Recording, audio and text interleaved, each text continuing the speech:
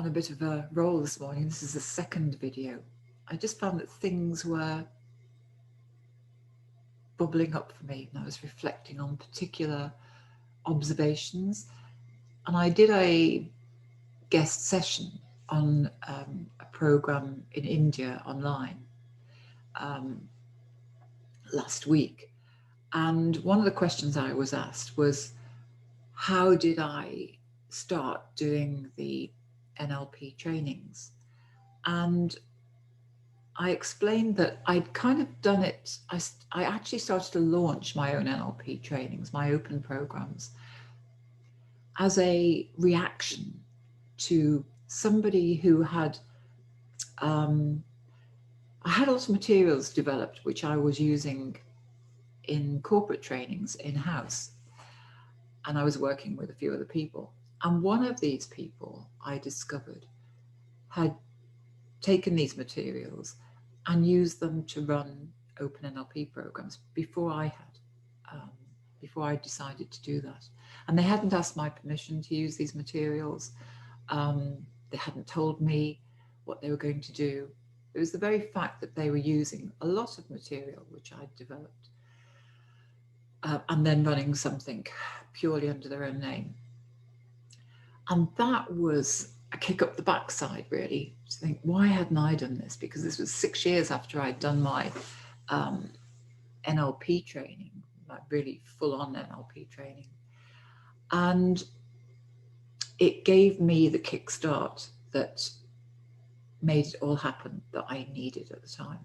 Now, if it had only been that, and I hadn't had a desire to do the training for other reasons in terms of making a difference, I don't believe it would have been successful. It was the combination of that kickstart and the connection with the outcomes that I held for myself and for the work that I feel were very important. And the person asking the question on this session last week said, well, I thought that isn't that away from problem state thinking? And I thought that was bad.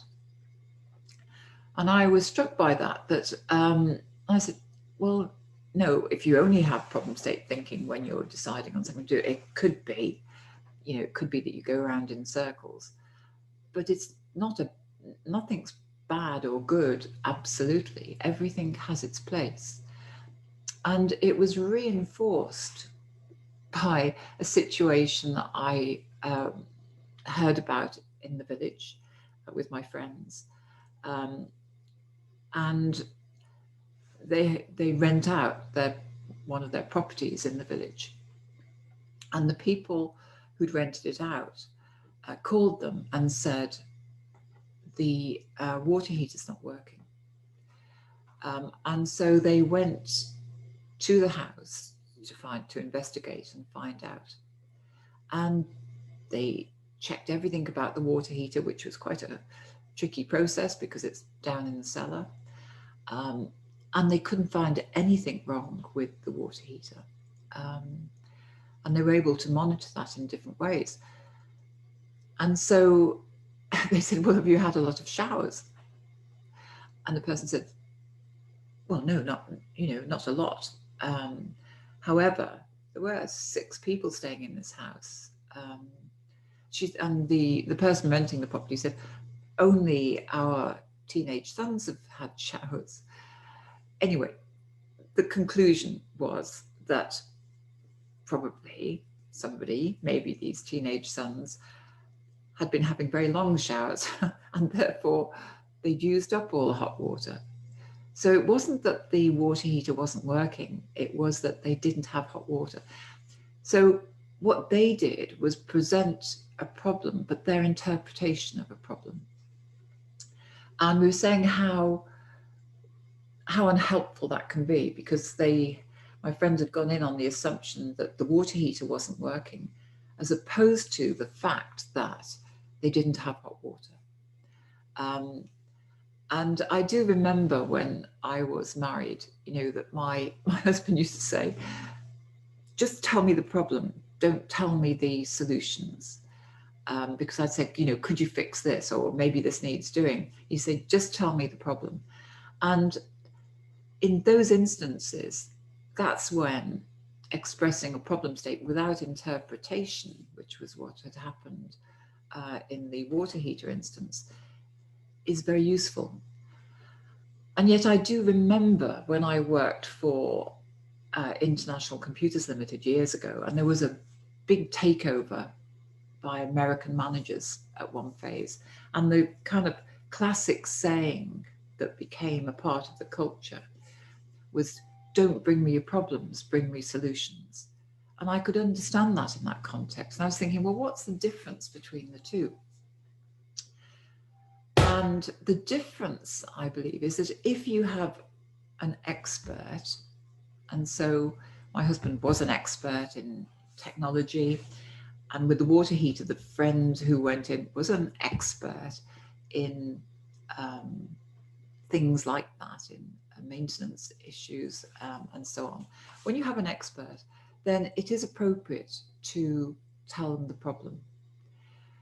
When it's somebody that you want to be held accountable for achieving results, it's somebody who you expect to take ownership of the situation, like the managers, the managers who were reporting into this American top tier, when you expect them to come up with solutions for themselves, then you would expect them to come up with solutions and not to come with problems to the manager for them to solve, because that would just create a dependency.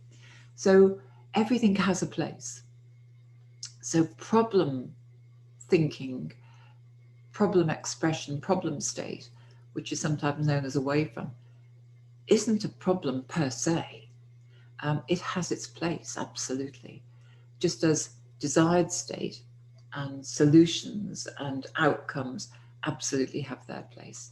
So it was interesting as to everything for its own, everything to its own, everything has its time and a context.